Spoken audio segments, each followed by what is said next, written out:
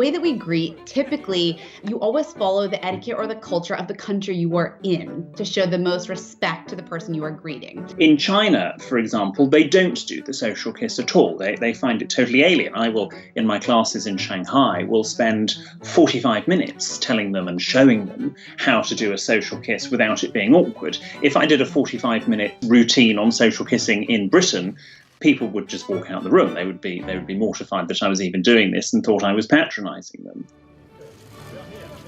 Then in the West, not many men, unless they were perhaps French or Italian, were comfortable giving a social kiss to another man. And of course, the number of kisses you do varies. And then in parts of Europe, it's 3 kisses. It's like having a bath for us in Britain. Again, starting with the right cheek, 1, 2, 3, like so. With the air kiss, you actually do still touch cheek to cheek. It's just a very gentle touch. The cheek kiss is where my lips touch your skin. So this is reserved for close friends, family, and children. So you should never see at a summit, at a political summit, red lipstick on someone else's cheek. So again, it changes depending on where you are. And in other cultures, a kiss means nothing. It's just a way of greeting you. I don't actually particularly like you. I'm just giving you a social kiss.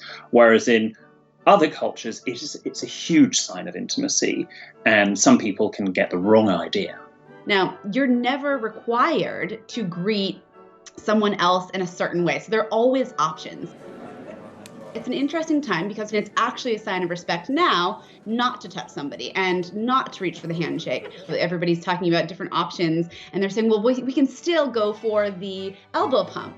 But the elbow pump, again, goes against CDC regulations because if you're coughing and sneezing into your elbow and then bumping elbows, you could still be spreading germs. Personally, I would love it if everyone started curtsying to greet one another, whether you're male or female. However, I really don't think that's going to happen, so I'm going to just have to forget that. So my 2 suggested contactless greetings as alternatives to the handshake are actually called the stop, drop, and nod, which is when you are coming up to another person, you would stop with your physical distance at least 6 feet. You would drop your hands and put them behind your back to symbolize respect and that you won't be shaking hands, and then a gentle nod to whoever you are greeting. And the other option could be if you feel putting your hands behind you just doesn't feel natural or respectful, then putting your right hand over your left and kind of grasping, I call this the grasp and greet, and putting it over your heart. And this is just saying,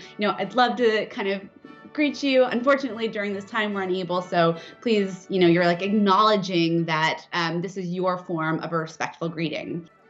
People are craving that normalcy. People crave it's socially and professionally. We crave human interaction and physical contact. I think it's going to take a year, maybe 2 years, for people to just relax fully into greeting people as we used to do before COVID-19. Maybe within family, we might perhaps still hug and maybe give a kiss because we are probably more aware of what ailments they've had or what symptoms they've had. But when we are allowed slightly closer to one another, just ask. That's what I've been saying to people. If in doubt, ask. And make a bit of a joke about it. In Britain, we do like using our sort of humour reflex to diffuse awkward situations. I do think things eventually will normalize and we will see the reemergence of the handshake, the cheek kiss, and the air kiss. I do think it will take time and we won't see it make that resurgence into social or professional culture until we have a cure or a vaccine.